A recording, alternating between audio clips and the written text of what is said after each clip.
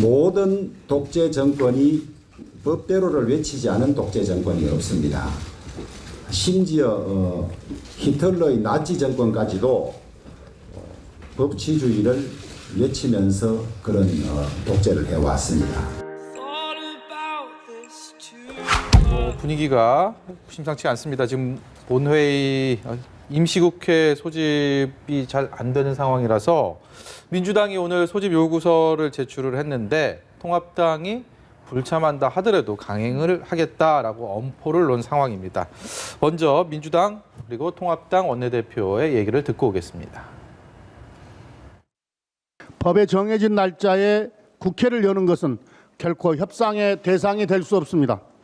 법을 지키지 않는 것이 협치로 둔갑하고 법의 뒤에서 흥정하는 것이 정치인 양 포장되던 과거의 잘못된 관행을 21대 국회에서는 반드시 청산하겠습니다. 이제 입장이 바뀌어서 다수 의석을 확보했다고 이렇게 법대로를 내세우면서 강행 의사를 밝히고 있습니다. 모든 독재 정권이 법대로를 외치지 않은 독재 정권이 없습니다. 심지어 히틀러의 나치 정권까지도 법치주의를 외치면서 그런 독재를 해왔습니다. 김태년 원내대표, 주호영 원내대표 얘기 차례를 듣고 오셨는데요. 뜯어보면 하나하나 뭐 틀린 말은 없습니다. 법대로 하자라는 얘기, 뭐 나치주의대로 하면 안 된다는 얘기, 뭐 다 맞는 얘기인데 문제는 여야가 서로의 얘기만 하면서 그러니까 접점을 찾지 못하는 그런 상황이 지속되고 있는 뭐 그 부분이 문제가 아닐까 싶은데 일단은 민주당은 강행을 할 수 있는 뭐 법적인 절차나 요건은 갖추고 있는 상황입니다. 일단은 인원이 그렇죠. 충족이 되기 때문에 네. 그대로 뭐, 밀어붙일까요? 아니, 지금 현재로서는 이제 전방위 압박을 하겠다 이 상태인 것 같고요. 네. 이 전방위 압박이 먹히길 바라면서 이제 압박을 하는 거죠. 네. 그래서 아직까지는 뭐 밀어붙이겠다 이것까지 간 건 아닌 것 같고요. 뭐 그 미래통합당이 좀 협상에 좀 뭐 나서주고 약간 양보를 해주기를 바라는 것 같아요. 그 이유는 뭐냐면 이게 발목 잡기로 또 21대 국회가 흐르면 안 되는 거 아니냐 뭐 이런 것 때문에 그런 건데요. 근데 민주당도 좀 문제는 있어요. 그 주장하는 바는 맞지만 이게 원타임으로 끝나면 안 되잖아요. 한 번으로 끝나면 안 되잖아요. 네. 만약에 다수당이 모든 거를 다 가져간다라고 한다면 이거 룰로 게임의 법칙으로 정형화 시켜야죠. 네. 그러니까 김태년 지금 원내대표가 만약에 이게 정도다라고 한다면 나중에 여야의 입장이 바뀌었을 때도 되게끔 국회법을 개정해 주겠다라든가 이런 이야기를 같이 하는 게 맞는 것 같고요. 주호영 원내대표 같은 경우는 그런 거죠. 본인이 과거에 했던 말하고는 전혀 정반대 이야기를 지금 하는 거잖아요. 자, 본인이 원내 수석 부대표의 협상 일선에 있을 때는 네. 지금 김태년 원내대표가 하는 얘기를 그대로 했었어요. 그대로. 근데 이제 와가지고 그게 독재다 얘기하는 것도 맞지 않아요. 그러면 주호영 원내대표가 주장할 거는 전 이런 것 같아요. 협치를 하는 게 가장 좋은 거 아니냐. 그럼 안 된다면 당신 말대로 따라가려면 이거를 법제와 제도화 해가지고 이게 싸움으로 번지지 않게 미래에도 똑같이 이렇게 가게 해달라. 이 주장을 하는 게 저는 더 합리적이라고 봅니다. 네. 예. 장 소장님 의견도 들어보겠습니다. 우리 김상일 평론가님 정말 옳은 말씀하셨어요. 이게 그냥 과거처럼 흥정하고 협상하고 이래가지고 나눠먹게 하고 별로 안 좋은 모습 같더라고요. 총선 민심이 나타났잖아요. 그러면은 책임 정치 하라는 겁니다. 저는 그게 맞다고 보여지고요. 과거처럼 뭐 예결위원장 가져가고 법사위원장 가져가면 지금 180석을 넘게 얻은 이 집권 세력을 견제할 수 있습니까? 견제할 수 없습니다. 상임위 내에서 표결을 해도 다 져요. 그렇기 때문에 이 부분은 우리가 견제를 해야 되기 때문에 법사위원장과 예결위원장을 갖겠다라는 것 자체가 좀 말이 안 되는 것 같고 중진 의원들을 좀 자리 보장을 해주는 거 아니냐 그런 생각이 들어요. 민주당 같은 경우에는 아마 여론조사 할 겁니다. 우리가 지금 18개 상임위 얻어도 괜찮은지 국민의 뜻은 어떤지 한번 물어보고 국민의 대다수가 그래 다 가져 라고 하면 밀어붙이게 할 거고 내부적으로 여론조사를 해서요. 예. 그렇게 안 나오면은 그래도 뭐 야당을 좀 배려해주는 모습은 취할 건데 기본적으로 그냥 다 가져가는 게 저는 맞다고 봐요. 네. 통합당, 그러니까 민주당이 18개 상임위원장을 다 가져가는 게 맞다. 네. 예. 그게 책임 정치에 부합하죠. 총선 민심에도 부합하고. 그냥 좀 색다른 의견 있지 않나 좀 이런 생각도 들고. 의외의 답변을 해주셔갖고. 네. 지금 색다른 의견이라기보다 예. 그게 그 기본적으로 그게 원칙이긴 해요. 그럼 근데 이걸 아예 정착을 그렇죠. 시켜야 정착시킬 수 있는 한다라고 보시는 방법을 겁니까? 찾아야 되는 예. 거지. 지금 김태년 원내대표가 지금 이 주장을 한다고 해가지고 다음에도 원내대표가 아니잖아요. 예. 예. 그럼 이걸 제도화시키지 않으면 보장해 줄 수가 없는 아니 근데 거예요. 이거 뭐 국회법으로 제도 안 해도 돼요. 이미 상임위원장은 국회에서 표결로 선출한다고 돼 있어요. 예. 그대로 하면 되죠. 여야가 각자 상임위원장을 뭐 본인들이 시킬 사람들을 그냥 표결로 처리하면 되는 거예요. 근데 그동안은 13대부터 관행대로는 뭐 의석수 따라서 배분을 해왔기 때문에 그렇죠. 저희가 예. 근데 우리 김상현 평론가님 말씀처럼 과거에 자신들이 했던 발언을 좀 되돌아봤으면 좋겠어요. 정말 옛날 발언들 찾아보니까 양쪽 당 다 정말 부끄러워가지고 예. 정말 국민 여러분께 발언을 소개시켜 드리기조차 민망하더라고요. 그렇기 때문에 과거를 돌아봐라. 저는 그렇게 말씀드리고 싶습니다. 민주당 입장에서는 다 가져가고 싶지만 그런 주장을 하기에는 지금 말씀 중에 뭐 박가영 앵커가 얘기한 것처럼 관행이란 부분들 때문에 혹시 뭐 너무 욕심을 부린다 이런 얘기를 또 들을 수도 있지 민주당 않겠습니까? 입장에서는요 다 가져가고 싶지 않을 거예요. 법사위가 핵심일 거예요. 왜냐하면 다 가져가면 하나만 삐끗해도 그 비난을 다 받아야 되거든요. 이걸 분산해야 돼요. 왜냐하면 행정부가 왜 굳이 야당을 굳이 끌어들여 가지고 마지막에는 그 줄 걸 주면서 네. 예산안을 통과시키냐면요. 그 예산안이 집행됐을 때에 성과가 안 좋으면 그 비난을 만약에 성과가 안 좋으면 본인들이 다 뒤집어 써야 되잖아요. 예. 근데 그걸 분산시키기 위해서 야당을 끌어들이는 거예요. 그렇지 않으면은 그거를 분산시킬 수가 없어요. 그런 차원에서 본다면 여당 입장에서 이거 다 가져와 봐야 예. 좋을 게 없어요, 사실은. 핵심은 제가 볼 때는 법사위라고 보는 거예요. 왜냐하면 법사위가 그동안에 이거를 그 뒷다리 잡기 상임위로 사실상 존재해 왔잖아요. 네. 그거로 너무 어려운 그리고 너무 정쟁이 심해지는 이런 모습을 보이고 싶지 않다. 이게 핵심일 거라고 저는 봐요. 네, 장 소장께서는 지금 뭐 18개 상임위원장을 민주당이 전부 가져가라라고 이야기를 하셨지만 통합당에서는 어쨌든 제 생각에는 7석 정도는 가져오고 싶어 하는 것 같은데 주호영 원내대표가 내세우는 방어 전략들은 어떻게 보고 계십니까? 지금 독재 정권이라고 이야기를 하고 있고 뭐 히틀러 나치 정권까지 얘기를 하고 있거든요. 이런 부분들은 좀 괜찮은 전략이라고 보십니까? 궁색하죠. 과거에 자기가 했던 발언을 되돌이켜 보라니까요. 너무 궁색한 부분이고요. 상임위원장도 정말 잘할 수 있는 사람을 상임위원장 시켜야 돼요. 지금까지 상임위원장이요. 중진 의원들끼리 해가지고 자, 그냥 당신은 법사위원장하고 당신은 뭐 국토교통위원장하고 교육이랑 상관이 없는 사람 갑자기 교육위원장 시켜놓고 이게 뭡니까? 그러니까 상임위원장 하고 싶은 분들 국회법대로 다 출마하세요. 출마해서 국회에서 표결하면 되잖아요. 저는 그게 맞다라고 생각이 듭니다. 네, 말씀만 들어도 시원시원합니다. 다른 주제로 넘어가 보겠습니다.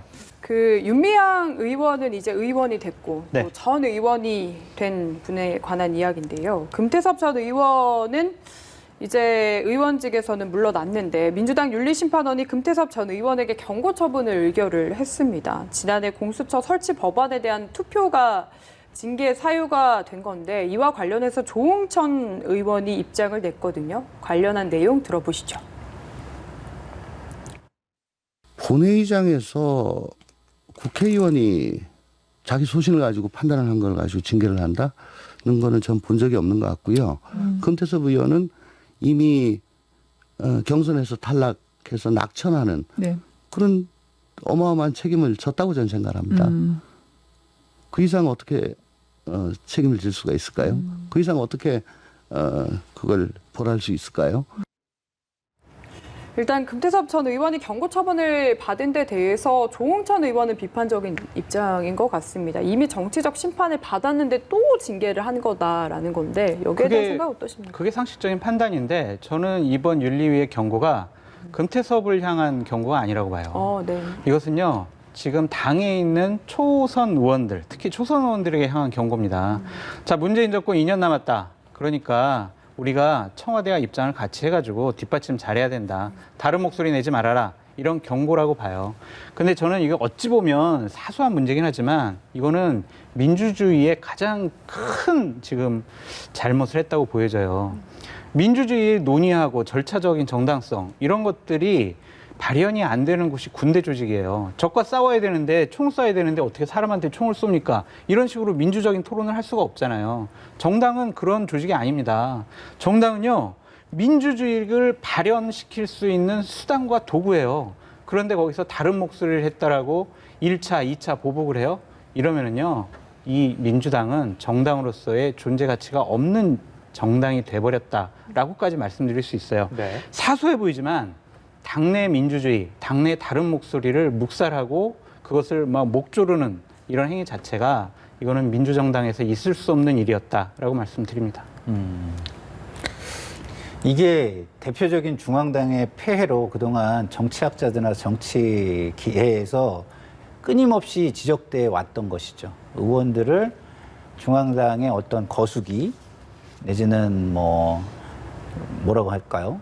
통법 의원들 이걸로 만드는 것인데 이거는 좀 당이 잘 생각하셔야 될 것 같아요. 저는 안 그러면 이렇게 해서 자기 목소리 내겠습니까? 그렇죠. 이러면 이렇게 가면요 검찰 개혁보다 정치 개혁 목소리가 더 터져 나올 수 있습니다. 이거 그동안 우리가 가장 정치 분야의 가장 큰 문제가 중앙당의 폐해였고 그렇기 때문에 지난번 선거법이 누더기가 됐고 난도질이 됐다라고 얘기하는 거거든요. 네. 왜? 비례가 그 부분이 가장 취약한 의원들이에요. 근데 비례 의원들을 뽑을 때 민주적인 선출 절차를 거치지 않으면 그런 식으로 되고 중앙당의 폐해가 엄청나게 커질 수 있기 때문에 선거법에 민주적인 절차로 그 비례 명단을 구성하라 이렇게 돼 있어요. 예. 근데 그거 하나도 안 지켰거든요. 사실상 불법까지는 아닌지 모르지만 사실상의 위법적인 명단을 다 제출을 한 거예요. 근데 지금 만약에 이거를 당이 지역구 의원들에게까지 경고를 해서 줄을 세우겠다라고 한다면 그러면은 그동안 우리가 정치계, 학계에서 얘기했던 정치개혁에 불을 질러주는 예. 상황이 올 수도 있다. 한번 다시 좀 별것도 아닌 건데 이거. 그리고 조홍천 의원이 한 글자도 더할 것도 없고 뺄 것도 없이 잘 얘기를 하셨어요. 네. 국회의원이 자기 소신 가지고 판단한 걸 가지고 징계를 하는 거는 맞지 않다. 네. 이 안에 모든 게 다 들어있다고 저는 보거든요. 네. 그렇기 때문에 모르겠습니다. 당에 저는 좀 부탁을 좀 드리고 싶은 건 좀 재고해달라 네. 이런 부탁을 드리고 싶네요. 21대 국회 좀 달라진 국회 모습을 보여야 하는 그런 상황이 아닌가 싶습니다. 좀 다른 주제인데요. 민주당 내에서는 통합당과 비교해서는 현재 상황에서는 대권 주자로 꼽히는 인물들이 꽤 많습니다. 아직까지 대권 레이스가 본격화된 상황은 아님에도 불구하고 우선 이낙연 전 총리 그리고 정세균 총리도 하마평에 올라 있고요. 또 임종석 전 대통령 비서실장 얘기도 있습니다. 근데 이 세 분의 공통점이 다 호남 출신이라는 거죠. 그래서 벌써부터 무슨 호남 대망론, 호남 대세론 이런 얘기도 나오고 있는데 글쎄요, 이게 어느 정도 좀 실제 대세, 대망이 될 건지 아직 시간이 좀 남아 있으니까. 근데 어떻게 보십니까? 어찌 보면은요, 민주당의 비극의 시발점은 전 이거라고 봐요. 호남 대망론. 왜냐면요, 자, 우리 당 지지율이 너무 높다. 그리고 통합당 지금 사람이 없다.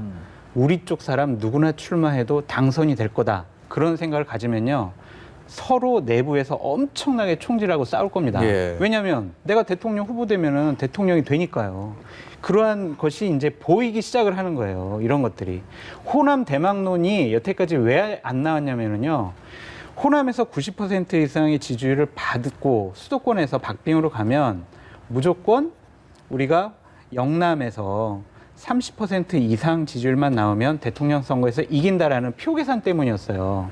근데 호남 후보가 나오면 과연 영남에서 40%에 가까운 득표를 할 수가 있느냐. 그렇기 때문에 우리가 호남 후보가 되면 안 된다라고 한 건데 예.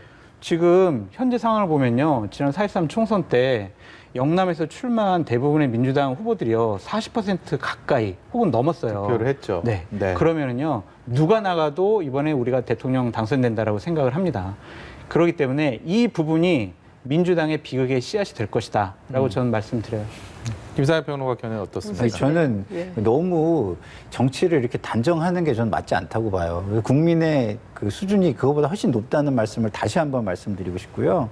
이 호남 필패론은요, 지역주의에 기반한 거예요. 이런 얘기 자꾸 안 나오게 해야 됩니다. 호남 예. 필패론 이런 얘기 하면 안 되고, 영남 전략적 선택론, 뭐 영남 필승론 이런 거잖아요. 이게 그 호남이 영남을 전략적으로 선택해야 뭐 대선에서 이길 수 있다 이런 예, 얘기들인데 이런 얘기 안 나와야 되고요. 이런 얘기 나오는 건 이제 후진 정치라는 것입니다. 그 후보를 봐야죠. 그 네. 후보를 보고 그 후보의 정책을 보고 그 후보가 가지고 있는 시대 정신을 봐야 되는 것이고요. 네. 저는 믿음이 뭐냐면 이런 겁니다. 이명박 대통령이 후보로 나오기 전에 어느 누구도 이명박 대통령이 후보로 나올 거라고 예측하지 못했어요. 근데 모 기자분 한 분이 저한테 그런 얘기를 하더라고요. 야, 다음 시대 정신이 뭘 것 같아? 이렇게 물어보더라고요. 그래서 뭐 잘 모르겠는데요. 그랬더니 경제래요. 예. 그러면서 이명박 후보가 되고 대통령이 될 거라는 걸 예측을 하시더라고요. 시대 정신은 그렇게 무서운 겁니다. 저는 인물도 지역도 시대 정신을 넘을 수는 없다. 이렇게 좀 말씀드리고 싶습니다. 근데